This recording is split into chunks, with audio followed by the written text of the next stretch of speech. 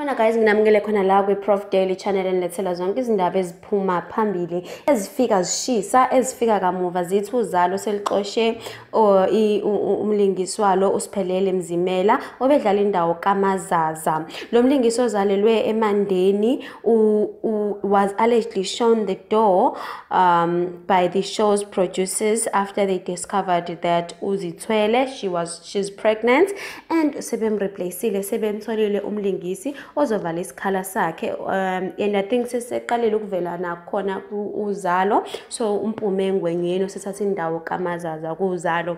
Nase Mazaza sikufisela konke okuhle sifisela kona. I'm out guys, till next time.